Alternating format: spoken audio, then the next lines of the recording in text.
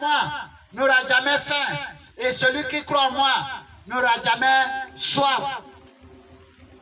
Le pain de vie, l'eau de vie. Je vais vous parler de l'eau de vie. Il y a plusieurs œufs.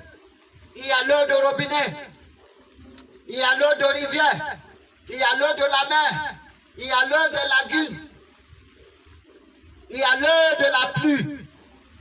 Mais on parle de l'eau de la vie. Quelqu'un vient de vous dire, moi je suis l'eau de la vie. Dès que vous me buvez, vous n'aurez jamais soif. Et puis, je me suis interrogé, comment je peux boire l'eau et puis sans avoir soif encore, alors que chaque fois je travaille, chaque fois je perds de l'eau, il faut toujours boire, il faut toujours me réhydrater, il faut toujours me réhydrater, il faut toujours boire l'eau. Après chaque travail, il faut boire l'eau. Après chaque course, il faut boire l'eau. Après beaucoup de soins, il faut boire l'eau. Je sais comment l'eau est très importante dans la vie de tout et chacun. Mais quelqu'un vient de me dire, je suis l'eau de la vie. N'importe qui me boit n'aura jamais soif encore. Comment ça peut? Comment quelqu'un peut me rassurer que ceci est vrai? Qu'après de t'avoir bu une fois, je n'aurai jamais encore soif.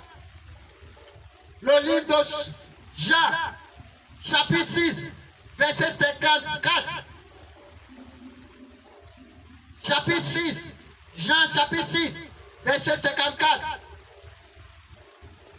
Celui qui mange ma chair et qui boit mon sang a la vie éternelle, et je le ressusciterai au dernier jour.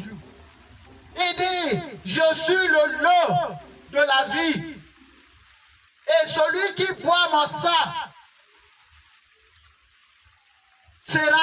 aura une vie éternelle. Et le jour de mon jour, je le ressusciterai. Pourquoi il a parlé de sang? Parce que nous savons que toute chose est liée à son sang. Tous les sacrifices au monde entier sont liés au sang.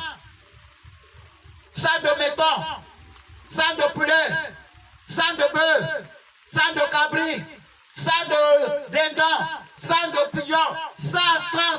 C'est ce que tout le monde utilise pour faire le sacrifice. Sang humain, certains même utilisent sang humain.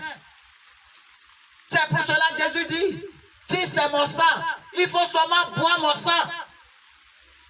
Et tu auras la vie éternelle. Parce que toute vie est attachée à un sang. Toute vie est attachée à un sang. C'est pour cela, dès qu'on s'est blessé, et puis les sangs commencent à couler, on dit, arrête d'abord l'hémorragie, arrête d'abord le sang. On crie, commence à crier, arrête d'abord le sang. Il faut que le sang s'arrête. Parce qu'ils savent que si le temps là, si tout le sang sort, la personne ne peut plus survivre. Dès qu'il n'y a plus de sang dans le corps de l'humain, la personne ne peut plus survivre. Son corps devient blanc. La personne là aura des vertiges. Il ne peut plus s'élever. Il ne peut plus lever ses yeux. Il va être en flux. Parce que c'est grâce au sang. Toutes les autres choses fonctionnent.